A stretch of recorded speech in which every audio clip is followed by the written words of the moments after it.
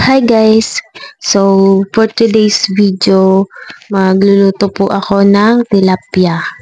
So, ayan, yung una po munang ginawa ko is nagbubunot po ako ng nyog. So, ayan, yung mga nasa likod kong mga bata, mga pamangkin ko po yan. Anak po ng pinsan ko. So, ayan yung anak ng pinsan ko na pasaway. So, meron po kasi ako na isang perasong tilapia. So, nakabili po ako nun kasi may nagpadala din po kasi sa akin kahit papano po. Tapos, pinili ko po ng bigas at ng tilapia. Tapos, ayan yung pinsan ko na lang po yung nagkudkod ng nyog. Tapos, habang nag-ano po ng nyog yung pinsan ko, nagsaing na rin po ako. Ayan. Yung na-video ko na is yung luto na. Tapos, nilinisan ko na rin po yung tilapia. So, ayan. Yan po. Isang piraso lang yan. So, okay lang po kasi ako lang naman. At saka, nahirapan nga po ako dyan kasi wala pong gunting. So, okay na po yan. Basta nalinisan at tatanggal yung ng isda. So, sa mga nakakaalam po, di ba, maingat po yung paglinis ng tilapia kasi kapag naputok po yung tinatawag na apdo, nagpapait po yung lasa ng tilapia. So, ayan. Tapos kung linisan at saka mag-ano na ako ng nyog. Maggagata na.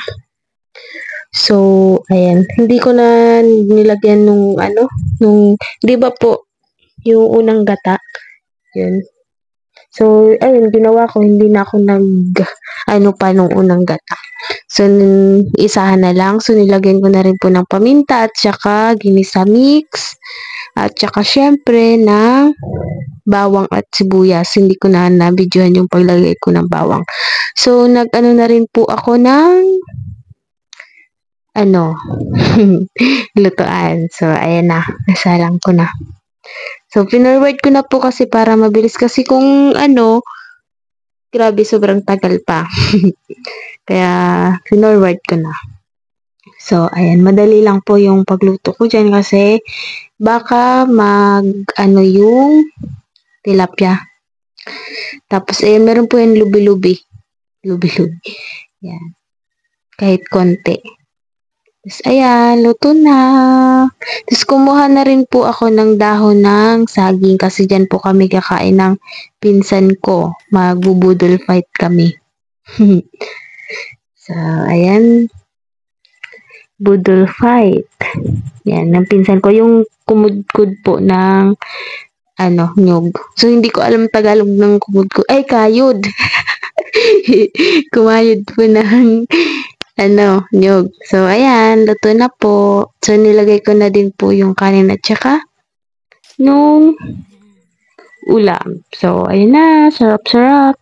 So, ayun guys, kung nakita nyo sa lamesa, yung binili ko, kape at bigas. Tapos, ayan, di na rin na-videoan yung pag-pray ko. Siyempre, kailangan yun kasi thankful ako kasi may nagpadala po sa akin kahit papano. So, maraming salamat po. So, nagtimpla na po ako ng kape kasi gusto ko pong magkape. Ayan, nagtimpla po ako. So, ayan, pasensya na po sa itsura ko kasi sobrang pagod pa po. Galing pa po yan ng SSS kasi nilakad ko po yung sa Boreal ni Papa. So, hindi pa po yun tapos. So, marami pa pong kailangan gawin at walang budget pa kaya hindi ko po naaayos lahat-lahat. So, thank you guys!